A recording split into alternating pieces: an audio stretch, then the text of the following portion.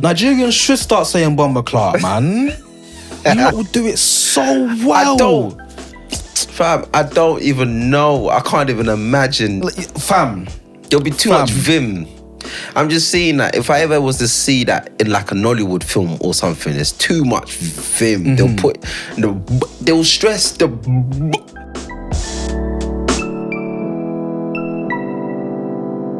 Wicked. This is exciting. Jeez. Welcome to Apples and Snakes podcast. We've upgraded. Yeah, I had to get my fit ready. Apples and Snakes still likes me. I guess that's why I'm still hosting this right now. This is all good. I'm your host, Yomi. We are back with a new season and it's incredible and I'm excited. And it's an absolute pleasure to be speaking with the one and only Kareem Parkins Brown. What's going on, my guy? I'm good, man. Yeah, I'm decent. You lot don't know. You just dropped a bombshell on me just before we started recording. So my heart's still a bit doing Usain Bolt in my chest right now. But yeah, I'm good, man. It's exciting. How are you? I'm good because we've looked at, for all the seasons that we've been exploring with the podcast, we've looked at different themes. And this season, I am very excited to be kind of looking at not only performance, but we are literally breaking down a specific poem of the poet. And like before we get into all of that, I was just like, yes, I'm excited because we're having this conversation and we geek out all the time. We've been geeking out before we started recording. But before any of that, there might be some folks who are seeing you for the first time. I'll be very surprised, but it's global in that situation, so people can access it in different ways. How would you best describe you? For the first timers who might not even necessarily know who you are, what you do, how would you best describe like yourself? If I was a dessert, I'd be a sticky toffee pudding with a bit of creme fraiche. Yeah, not ice cream, but a creme fraiche. You need that sour, sour note in there. Yeah. And I choose sticky toffee pudding because it's not as simple to make as you think it might be. A bit of a crowd pleaser. No one's really going to be vexed if they see sticky toffee pudding on the lineup. Yeah, they appreciate it. Yeah. But you compare it with so many things, and I think I've had the pleasure of being paired with so many different influences over my time. Yeah, does that sound all right? Yeah, it's incredible. Yeah. And it's only you that will come up with something like that as well, which is sick. And I embrace that. And writing, like the majority of not all of it, because I think we talk about so much, but whenever we talk about writing, we always go a level beyond. But one thing I don't think I've ever asked you is when did the idea of like writing come to you? Like when do you remember a story? Do you remember, actually it's in two parts. Okay. One, do you remember the story that really caught, that grabbed you when you were younger? And the second one is like, do you remember the first thing that you wrote? I remember reading Captain Underpants in year 3. I was obsessed with the covers. I was obsessed with the idea that there was a superhero that wears underpants. Yeah. Not really aware that Superman was already doing that, but there we go. And I remember I was always making books at home. So my mum must have spent a fortune on A4 paper because I would design the cover. I'd get about 10 pages, fold it up, staple them together. I'd make the cover, then I'd give myself a challenge to just fill the pages up with a story. Might be about a big nappy that comes to take over London and everyone's got to clean up after the big nappy and or whatever. So I remember that being a conscious endeavour from when I was about 8 years old. A very long time ago. The first thing I wrote with the desire to read it out as a poem, though. It was probably about 16, 17. Okay. Yeah. So I was always loving English and literacy in school. Yeah. I remember when it was time for literacy in primary school, I remember a vibration within me being like, yeah, we've just had maths, we've had science. don't care. We got literacy now. We're doing language stuff. I love it. I don't know why. I love it. And then 16, 17 happened, and you know, puberty happens. Everyone thinks they're the only one going through certain things. And in English, you're learning these are how these people expressed how they were feeling. Yeah. And these were grown-ups. Yeah. So I thought, being a young person thinking they're older than they are, I thought, give me some of that. Yeah. I can give this a go. These lot don't understand my work. I can give this a go. And at the same time, life started happening. Had a couple grievances and a couple real life things, which when you're 16, 17 is a mad thing to have to try and comprehend. And so I was asked to write a poem for an elder in my life who had passed. Wow. Yeah, and that introduced poetry to me as a thing that is serious. In the back of my mind, I thought, I'm still influenced by Captain Underpants at the same time. Yeah. So I need that fun element of the writing process to still be there. Yeah. Whereas I'm still dealing with serious things, if that makes sense. 100%. Yeah. 100%. And then I came to an open mic night in London Bridge, and the rest is history, kind of as they say. Yeah. It's funny because it's almost like I consider the style of writing also to myself to a certain degree. Like, you don't want it to necessarily be too serious. Actually, no, tell a lie. It can kind of have its own seriousness in there, but then there's these undertones in it that kind of adds some comedic value or some lightness to it. But has that always been, when you kind of consider some of the poems that you've written since, has that been a formula of yours to be like, all right, cool, we're going to deal with this topic, but underneath it and through it, we're going to still have these glimmers of light or comedy or something to kind of break it from time to time? That's always been something I've done. Yeah. It wasn't conscious at the beginning until somebody pointed it out to me. Jacob Samler Rose pointed it out to me early on. Old tight Jacob. And other participants of Barbican Young Poets pointed it out to me. And I realised, okay, no one else is really doing this as consciously. Yeah. One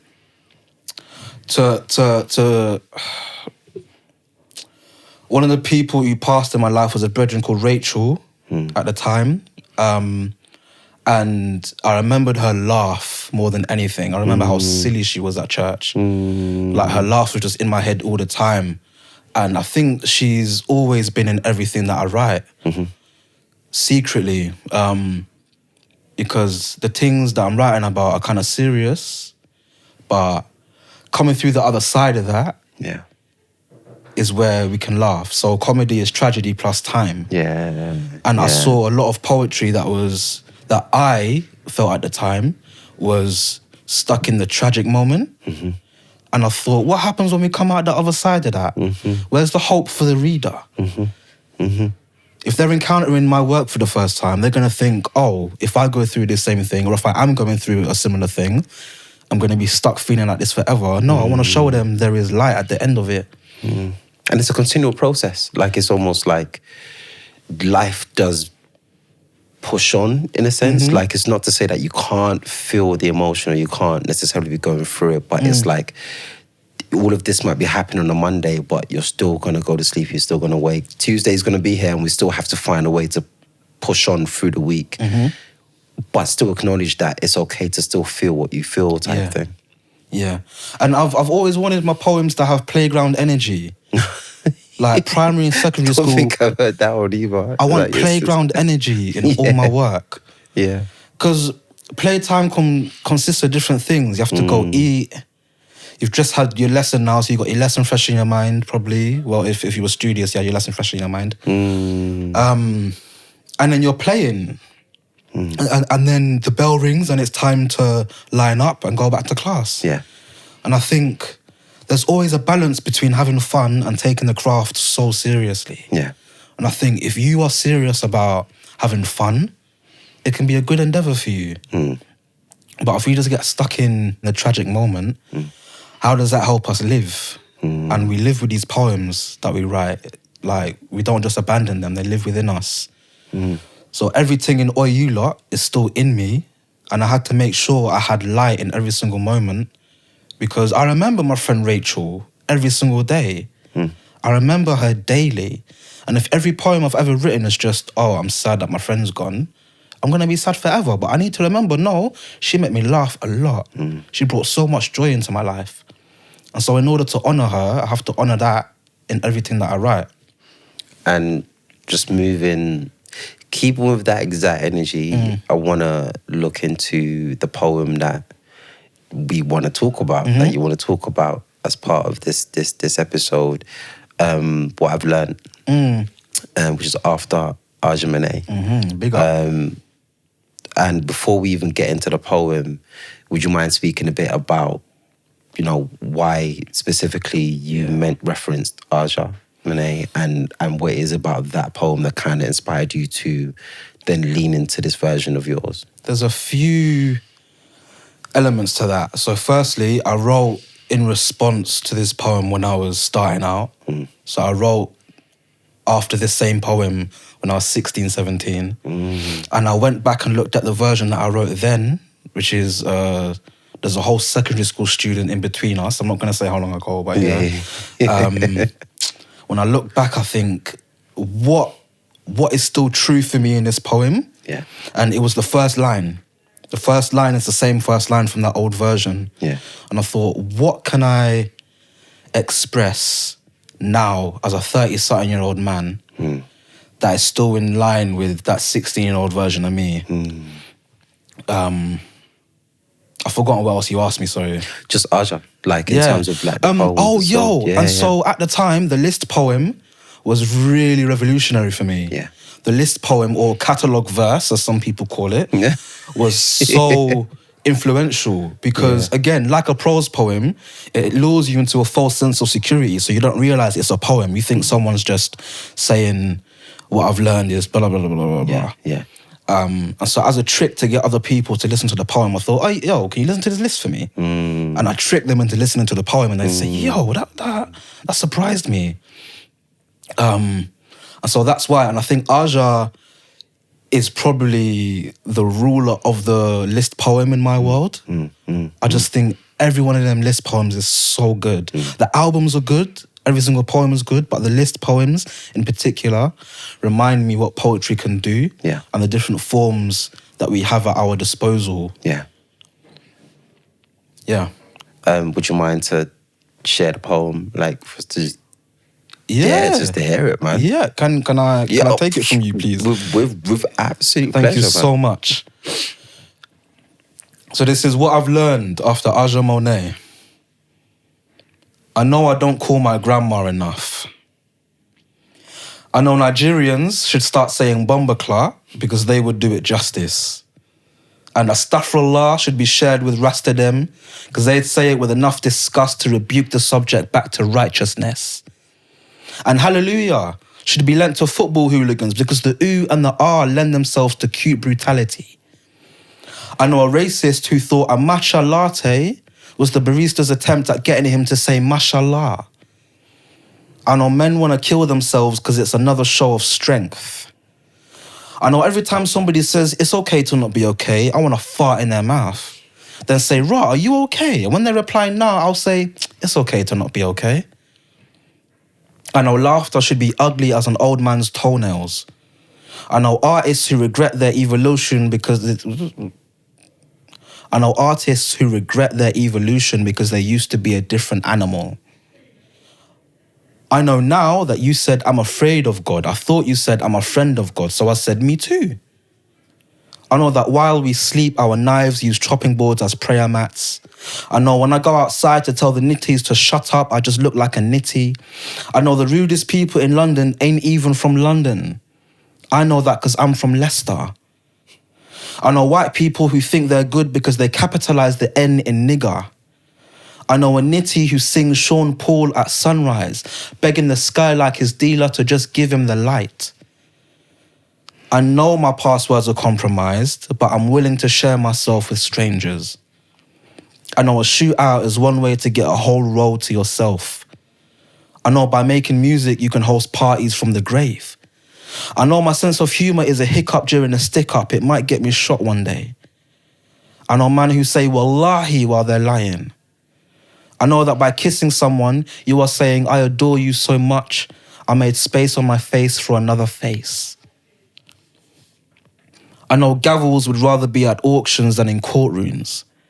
I know my poems get more likes than my selfies. I'm not saying my poetry is beautiful, because poetry doesn't need to be. Ecosystems consist of more than just gardens. Not every word needs to be a flower. I know a flushing toilet sounds like a violent shit, and fridges hum like hungry tummies. My mattress squeaks like a premature coffin. I know this is a type of Stockholm syndrome. Thank you. All right, so I've been trying to, because we've got this new season and everything, and I'm getting mad excited in the breakdown of it. I've been trying to come with different slogans for this part. Let's go. I think I spoke to producer Iman about this, and I feel like the crunch. The crunch, okay. Yeah. Yeah? Yeah. I feel like the crunch. Yeah? You get to the crunch. Sick. Of the poem. Let's do it. Because the apples, you know what I mean? I get what you're saying. You see what I mean? Yeah. All right, rate me. So I feel like, I feel like I'm going to, for this season, that's what I'm going to ride with. Let's get to the crunch of the poem. I was about to do the sound effect, but we're not going to do that. Let's talk the things, man. Yeah. Let's go. I don't know how we want to work through this, but that first line, I know I don't call my grandma enough, is a big line. And I know that's where I speak to my brethren about this, where I speak, everything is always that same thing of just like, there comes a point in time where we kind of grow older and we just somehow forget to just keep in touch. And it's always that one when the grandparents or someone like an uncle or auntie call you and they're like, you know what, you're my bad books, you know. I'm like, why? Like, you don't call me enough. Yeah. When you get that line strikes through you. And in saying that, this was a fitting way for you to start this poem, right? Talk. I know you mentioned that before, but now that we're in the crunch aspect of this now, anything deeper that you want to kind of just share in relation to like, why do we start? And I always get this really interesting thing of start your poem, striking line, striking opening line, striking closing. This was a way into this poem, and like just talk to me about that. Because it was a line that I wrote and I literally went, oh man. And I had people of all ages come to me afterwards saying that opening line, I'm gonna go and call my grandma straight after this. So as a line that makes people want to do something different, as a call to action, as they call it, I think it works in that way. And I think it's striking, not in the way that you've got wild imagery or you've got a wicked metaphor. It's just striking as we're just there. It just cuts through with the strength, with the truth. So, and yeah, the funny thing is, it being so true now as it was back then, it's true for different reasons. Back then, I was so self-absorbed. So calling my grandma wasn't at the top of my priority list. She also lived in Jamaica at the time, so there was that distance as well. And she would say, oh, you forget all about your grandma, Kareem. And I'd say, oh, I'd come up with any kind of excuse. I got A-levels, I got blah, blah, blah. Nowadays, I understand I get a lot of my sensibilities as a human from my grandma. Because I went to go see my grandma last weekend, and we didn't spend Christmas together this year, so we were missing each other big time. So when we caught up again, I thought we were going to just chat for hours and hours. And what I realised is, and it's the same when I call her, we can chat for a short amount of time, and then she'll just cut the conversation off and say, all right, bye. And I'm thinking, right, what, you don't want to chat to me, grandma? But all she needs is a little bit of time. She doesn't need hours and hours and hours. She just needs the odd 5 minutes here, the odd 5 minutes there. And so for me, the line is still true, but there's less guilt attached to it now, because I understand now. I just need to give her a good 5 minutes of pure dedication every other day or so. And it's not, she understands as well as anybody else that I have a life, because she's lived a life. And so, yeah, I think I can keep that line in the poem because I know she doesn't hate me, if that makes sense. But back then I thought, right, my grandma might hate me, you know. As we work our way through the poem, there are facts. And you get the idea that there are facts because you clearly say, I know. And whenever I hear that I know, or I read that I know, it feels like this is a lived experience, or you're bearing witness to types of behavior, things you've seen, right? And again, as a conscious thing to kind of not like I think, or I wonder, or maybe, but it's a thing of just like I know, and this is what I'm going to explore with you in that I know. So again, as a thought process, is this as a decision? You're like, yeah, this is what it's going to be. Before I even tell you what I know, this is how each of them in this kind of like list poems repetition, this is what's going to be happening. There's two strands to that. There's one, poets are always using questions in their poems and not answering a damn question. And in the logic of your poem, you are the creator of this world, so you have the right to answer the question. We think questions sound so damn poetic all the time, and they can be. A question can open up a bunch of other questions, but have the confidence to answer your own question. And it doesn't have to be an accurate answer, but as the leader of the logic, you need to create a solution to the door you've just opened. You need to build a room in there. There's no point in building a house and taking me through every room and saying, yeah, this is going to be a snook room, this is going to be that. Bring me through when your house is built, man. Like, you know? And so I loved the fact that Aja was saying, I know, all the time. And in Aja's poem, there's nothing I can remember being too surreal or too far from reality. It's very grounded, that poem. I like to take the opportunity to, again, solidify the wild logic that I like to bring into poems and say, look, knives are using chopping boards as prayer mats. When really, no, they're not. But I like to solidify that logic because it brings a reader into a different world completely for a little bit, which is what we're meant to be doing as readers and writers. That's what other writers do for us. Yeah. That's why we write. And so we should be doing the same thing, in my opinion. And I messed about with other beginnings. I messed about with because. I messed about with did you know? But it had to be I know. It's just the perfect beginning for me. Yeah. And then we move into what you do know. And if there's one, maybe, how can I say this now? I like the idea that from a UK aesthetic, especially that we're not speaking about anywhere outside of what our landscape is sometimes. That was one thing that was very important for me. Mannerism was just that, you know what, this is very much UK, Black, British lived experiences and a diaspora within there. And I get the same feeling from this poem that, no, we're keeping this in and around the manor. Like, we're keeping this like as close to me as possible, because and this is just me just assuming here, what have you, correct me if I'm wrong, but with Aja's one, this is a lens from this perspective, but this is my lens from this perspective, which to some degree folks outside of the UK might not have no idea about. Like, it still jars me that folks still think that all I eat is fish and chips sometimes, and it's still tea and crumpets. Shut up, man. Shut up. It jars. I'm just like, what? So anything outside of that, I'm like, it's like, oh, what? But I say this to say that what I sense is this kind of lived experience and this aesthetic. So your decisions post that I know to be like, this is what I'm going to talk about. Take me through that. Like, how did you decide?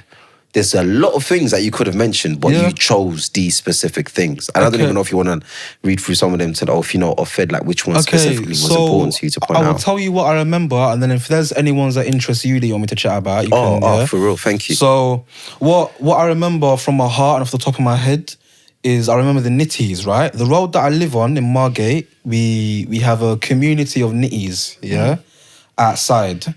And they are loud, but they make it feel like home for me. They make it feel like London for me, away from home. They're the only Londonish thing about Margate, in my opinion. So there have been times where I've had to go out and say, yo, you lot need to keep it down because we can hear you. And there are some that have parties on the road and are blasting music and are singing all day. And so when I'm sitting at my dining room table and I can see them and I can hear them from the window, I kind of send my brain outside of my window. If that makes, like, because I know what the road looks like, I kind of float outside from where I'm sitting. And like, they were such a focal point for me because they're the thing that I hear no matter how much I try and carve a silence for me to write in. Yeah. They're just interrupting me all the time. So I thought, you know what? I might as well run with you lot and keep you lot in the poem.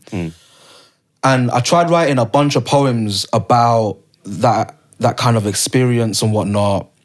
And going through each document, I thought, you know what? There's lines in here that I love in each document. So logistically, I think there's just one poem here. So really and truly, what I did, you lot, was I just took my favourite line from a bunch of drafts and I put it on the end of I Know. And that's how we started this poem.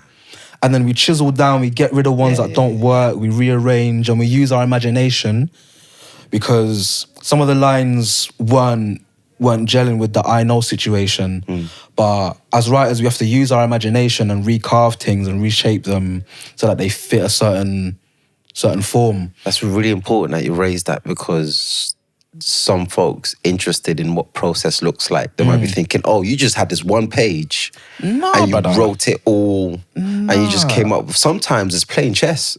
Sometimes it's like you're literally moving, it's like a jigsaw, like you've got to move things around and shape it to see if it fits. If it doesn't fit, then you kind of move it again to see what does fit. So I think that method that you used in there is really refreshing because most people most writers, I think, don't know exactly what you're talking about. But at the same time, some people might just be thinking, oh, you just like, here we got this fresh document and then you wrote this, had dinner, come back to it, thinking what to add to it again and see what that is. Nowadays, typically, about 60-70% of the time, that's probably how I'm approaching things.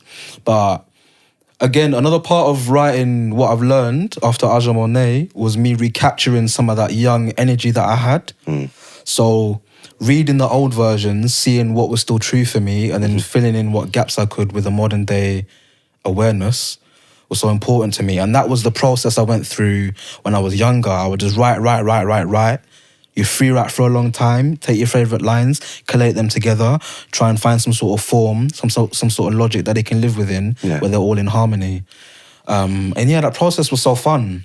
In the same way that you, and I won't spend too long with this, but I'm really fascinated by this as well. Like, in the same way that you're kind of putting social commentary on, like, say, the nitties outside of your window, there's also, like, in a way that you're weaving in like a personal thought process in that okay not to be okay, it's that okay line as well, because it's because that doesn't feel like a social commentary. That feels like something very personal to be like, oh, if someone comes to you with saying that, I just want to fart in your mouth. Like, you see what I mean? This is, for every time someone says that, this is what my response is to saying that, which in a way, for a reader, they might be able to also relate to, but also for people who are now aware, it's almost a thing of you now know what not to do type thing. So so there's ways that you've weaved in your own personal things as opposed to things that you're seeing externally as well that you're touching on as well. So would you mind touching on how you kind of worked ways of adding some personal elements of you in there aside from your kind of social commentary and everything else that you're seeing? I'm always aware that I'm not writing just for myself. I am, but I'm not. I am because I've got to live with what I'm writing and what I'm putting out there. At the same time, there are people that look to poets and look to other writers to speak for them as well. Yeah. So that juggling act is always involved in the process and in the back of my mind. And the version I wrote when I was 16 was so deeply personal. I thought I can still afford to share some of myself. Maybe there was a bit of bravado there saying, "Raw, you think I'm going to be bested by a 16-year-old?" No, I can still be vulnerable. I can still share parts of myself that I might not be willing to share. I am willing to share myself with strangers still, you know. And so it was it was scary. I can't lie. It's scarier the older that I get, because I want my privacy more. I wish I could just write fantasy and it'd be clear to people, oh, this is not about him. This is about a made-up world. But with poetry, people assume everything that the writer is writing is from their experience. Yeah. So me being aware of that, I just kind of lent into it and thought, well, this will be one time when they can be right and say, yeah, I know Kareem was going through this poem. Because if I said he knows instead of I know, that would have afforded me some distance and some security. 100%. But by 100%. saying I know... It's like you. Yeah, exactly. Is there anything that you want people to understand about this particular poem? That you might... That kind of hidden, that Easter egg. That Easter egg of just letting people be like... It might not be something that people pick up all of a sudden, but it might just be like... this is what you guys are not clocking. This is what you're not really understanding about this poem. Okay, so on a basic level, we know Sean Paul wrote "Give Me the Light," but we know light is also slang for a certain drug.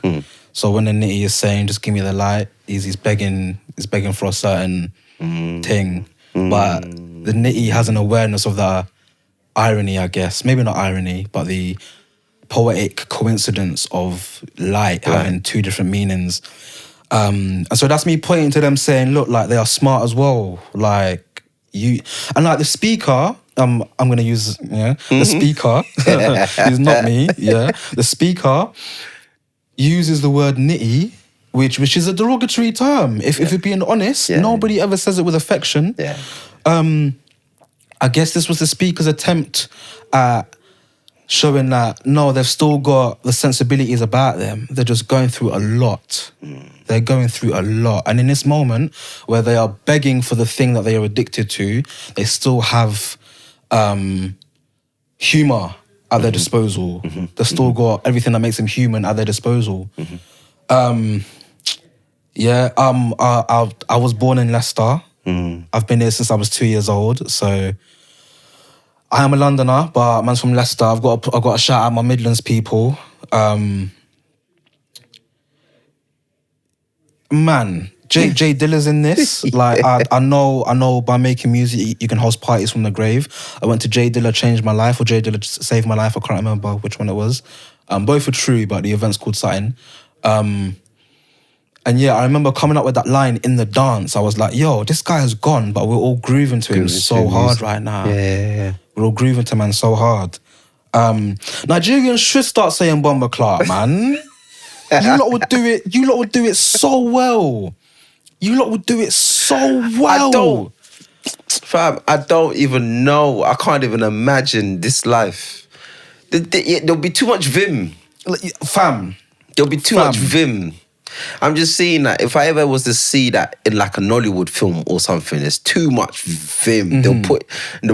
They'll stress the... Yeah, man. You know? Yeah. And I guess that line exists because there was a moment a few years ago when my grandma started watching Nollywood at home. My family's Jamaican, for those who don't know. So my grandma started watching Nollywood like religiously at home.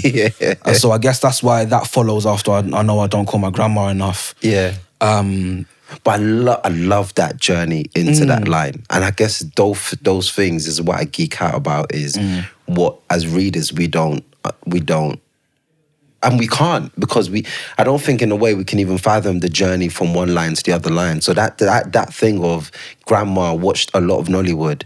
So it, for me, naturally, that's going to be the first line, but also is followed by this line. We're just going to read that and just feel like, okay, cool, we just went from here to here. But for you, there's a deeper meaning in terms of just those first two lines. Is like that kind of journey is incredible for me. When I'm writing list poems, I imagine there's like, you know, when someone's abseiling down a wall and maybe they go step by step down the wall. Sometimes they push away from the wall and come back down. Yeah. I'm imagining at the end of each line, I've got to push away and swing back into the line somehow. Yeah. Whether that's something I'm doing with something that's personal, or whether people can assess that linguistically by looking at what I'm doing with the poem, I don't really mind too much. The final line, I know this is a type of Stockholm syndrome.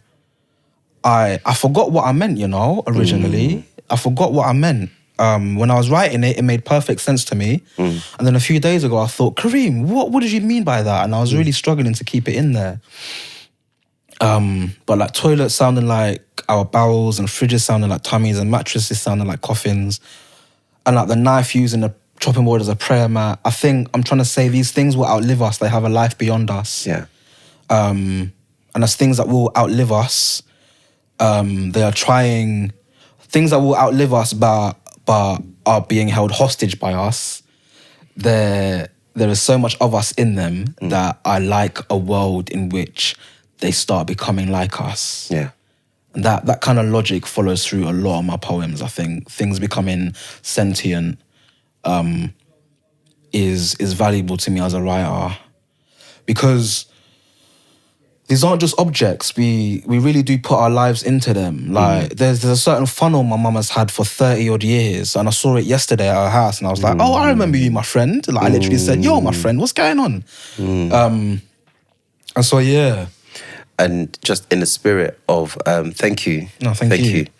In the spirit of things that we wouldn't want to outlive us in either, well, boy, I say this and I know that I'm getting older and stuff, but performance. I would never want the idea of performance to be something that I don't do or forget about or kind of goes missing, even though it will be going on long after me type thing. But for of this time that I've been on this earth, and especially within this field, performance has played a huge part, which will lead into this kind of special theme of this season. And before we get to that part, performance. Even before we started recording, you mentioned that, you know, in the location that we're in was the first time that we met. Yeah.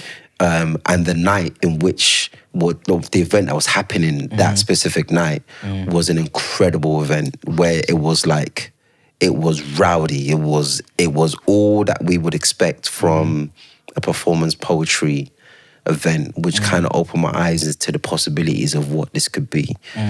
When it comes to performance,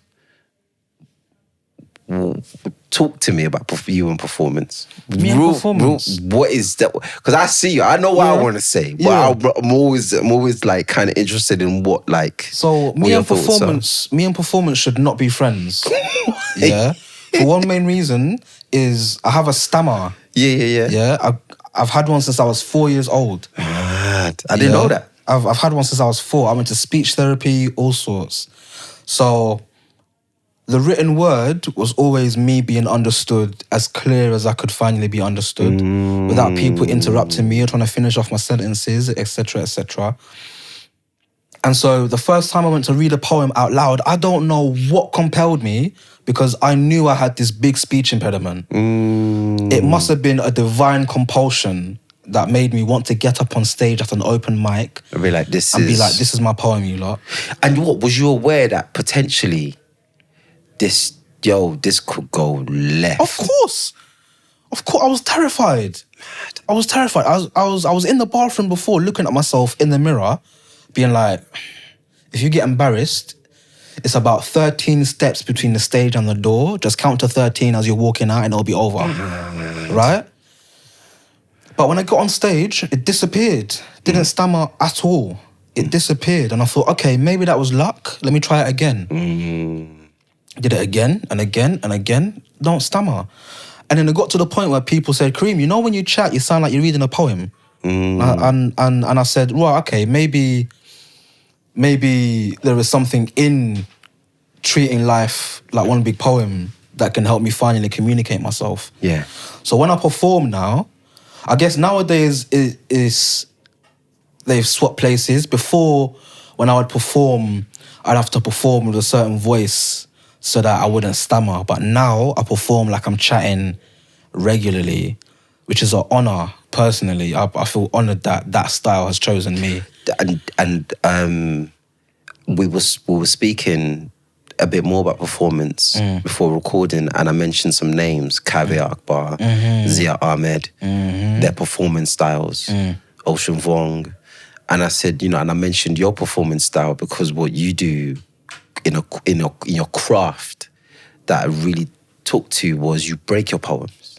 So you create your own rule where you're doing your poem, you're doing your thing.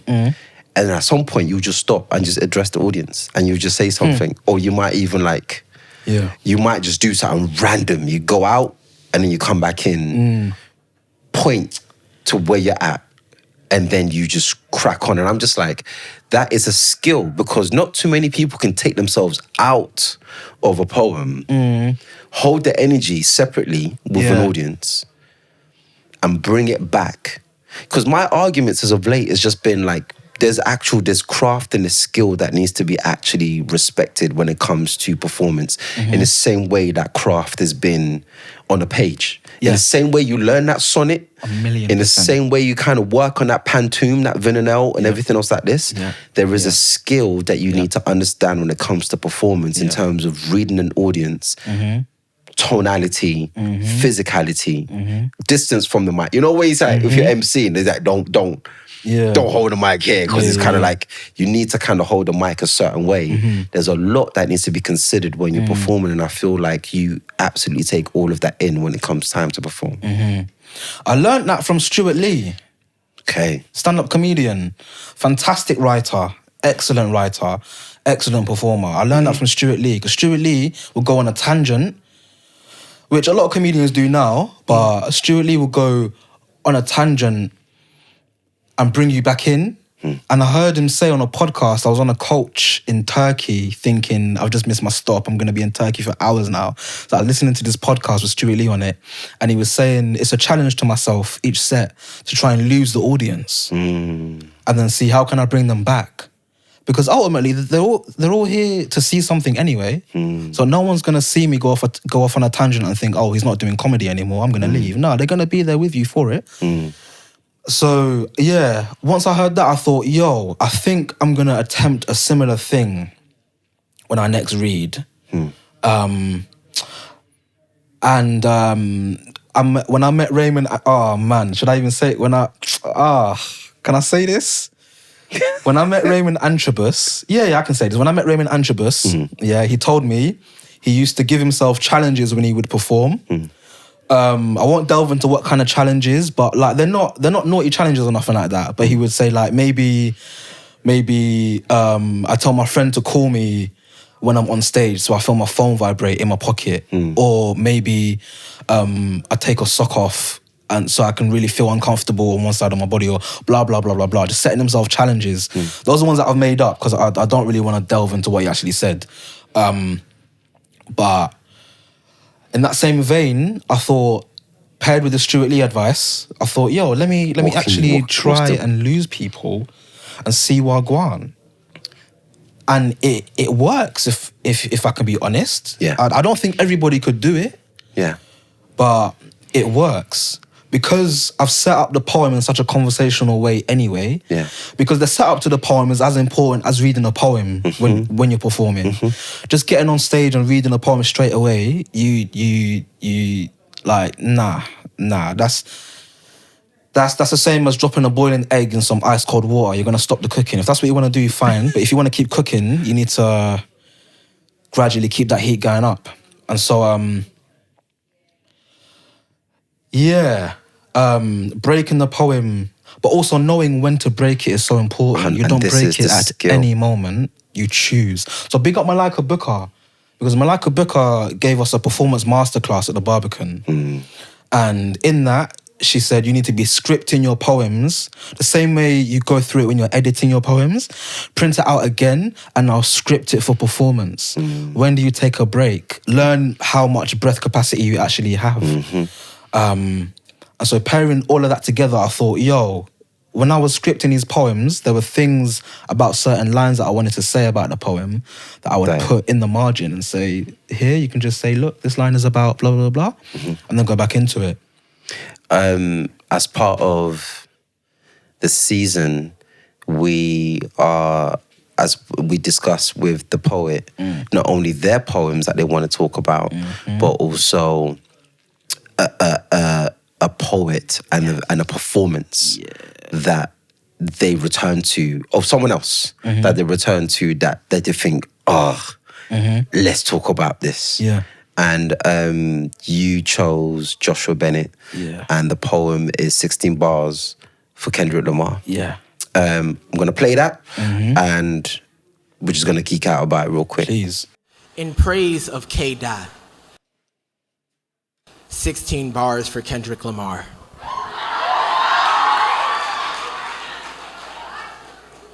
One. Incomparably complex compositions kill off commonplace conservative condescension. These cocksure clowns can't even come through. I commend Compton, that black future supercomputer, for producing you. Flows decompose written form, new growth, compost fills the booth. 2, Kendrick. You could have rapped your entire album over the sound of snow melting, and it still would have been the best hip-hop record I heard last fall.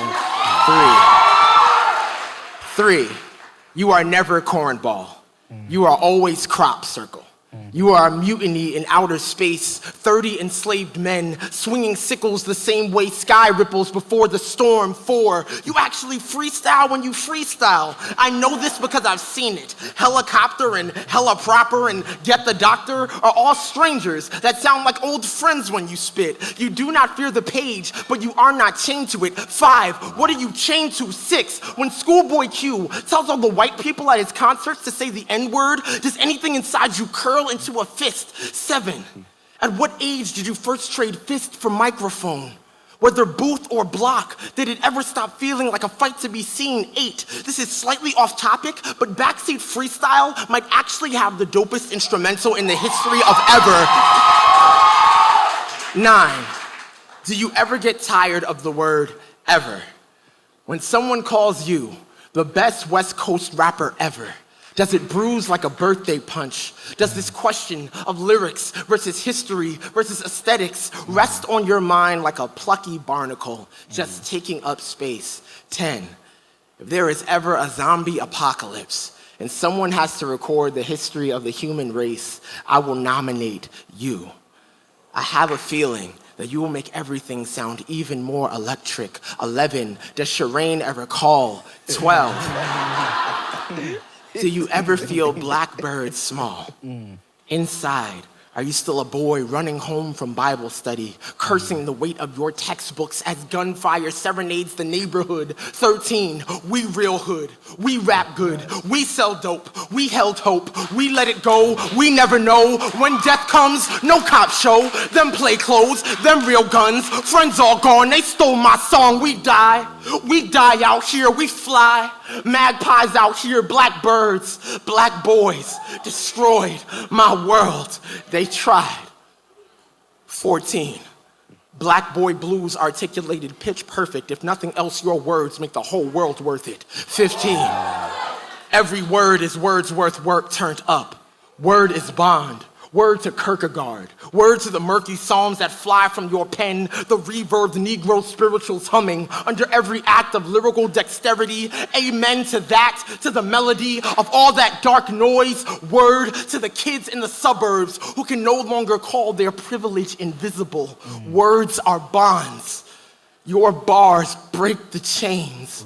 You sing the ineffable. 16, we will sing about you. I promise. Yeah, man. Where do you start? I can start. When people chat about things being lyrical, yeah, we think, well, people often assume lyrical means you're being confusing. Spiritual, miracle, lyrical, individual, criminal, subliminal, in your swimming pool, blah, blah, blah. Yeah, that's what people think, right? Lyrical, as I was taught, is using every single literary device you have at your disposal. Yeah, it's the musicality of this. In harmony, making it in perfect harmony. And that is a perfect example of what being lyrical is. Yeah. You've got metaphor, you've got alliteration, you've got simile, you've got imagery, you've got the musicality of things, you've got so much that is going on there. And so that is so deeply lyrical. And it's not pretentious at the same time. No. It's and there's references that cater to, if you know, like that Shireen reference, if you know the music, you know what's happening. Yeah. And it's like, and I like the idea that he adds those references in there. And it wasn't even until discussing this, I realized that I watched this live. Yeah, man. In That's New York. crazy. That's crazy. I looked at the timeline, looked at the date. I was like, oh, I feel like I was there. And I literally, in real time, looked for my phone and I was there live to watch that. That's Strivers Row night, that evening in New York. And I believe Amira Leon was there as well, old time Amira. So in experiencing all of that set that evening was incredible. Why do you return to this? Same time, like what makes this poem, this performance, everything that you just mentioned in relation to performance, I'm seeing there. Flow-wise changes. It didn't necessarily break into the audience, but what he did do was give room for the audience to react and then bang, he's back in. There's ways that the pauses are quite short, but you still know what you're doing. Just where intensity in terms of how that goes up, goes down, is, do you know, there's so much going on. But what is it with you? What makes you return to this?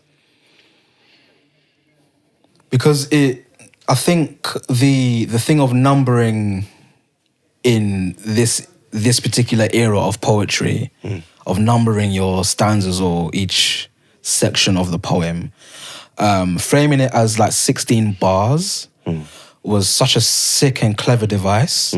Because each thing is just a bar, really. Yeah. There's one major line in each one that can summarize the whole thing. So on a craft level, the epiphanies are there. Like, they're working really hard. They're working really well.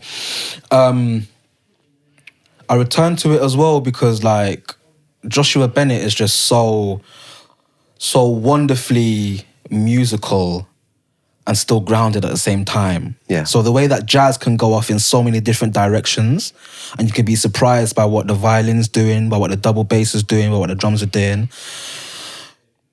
He carries us so well through everything. And yeah, in a way he's cheating because you've got 16 different poems in one poem. So you've got someone to listen to 16 poems about one thing, which is a clever way. And his energy while reading it never wavers. No. You can tell he's so deeply passionate about K. Dot and Kendrick Lamar, as we all were. And he chose a subject that mattered to a lot of us. The nod to Gwendolyn Brooks is so excellent. And like he could have doled down at that moment and thought, do you know what, I'm honouring a legend here. Let me not give it too much oomph. But he gave it extra oomph because it's in honour of another great poet as well. Yeah. And like even things he's doing with his hands, like when he does like supercomputer and he just does a square with his hands. It's quite minimal in the way he does it. It doesn't do it all through. Really well measured decisions. Even when he does under, he goes over. Like, do you get what I'm saying? Like many measured decisions that just work so well. So it makes me feel like I can write again, but also when I'm gearing up to perform, I think this is the level I have in my head. It's not so much that I need to emulate his style, but I need to make sure I'm giving it the same dedication. Moments where I need to turn up, I turn up. Yeah. Moments when I need to calm down, I calm down.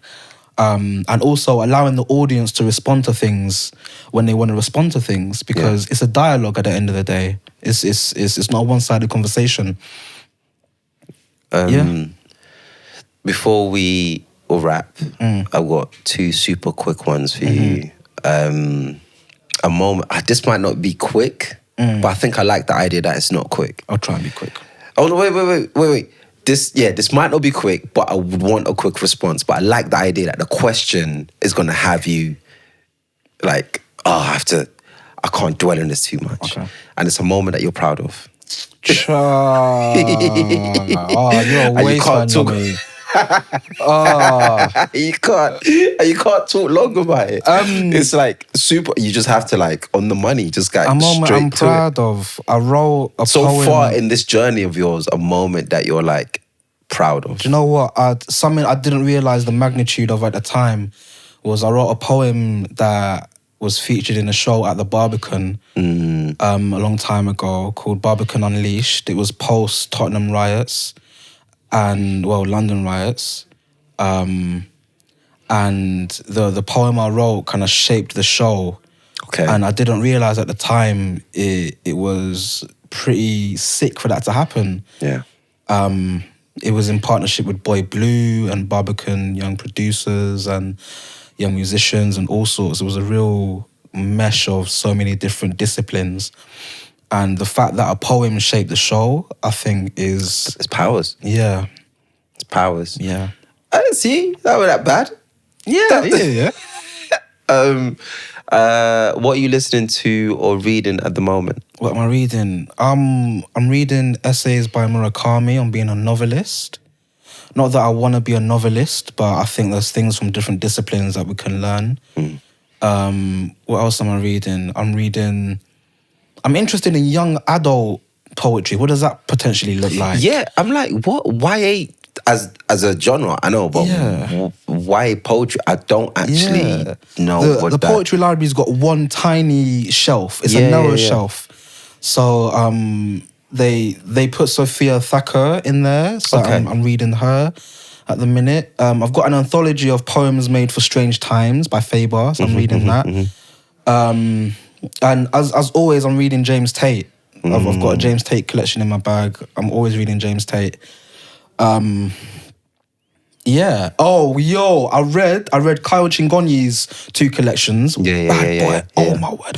I revisited the first one and read the second one for the first time, and mate, the things that man is doing are not being shouted about enough. That man is a legend. That man is so good.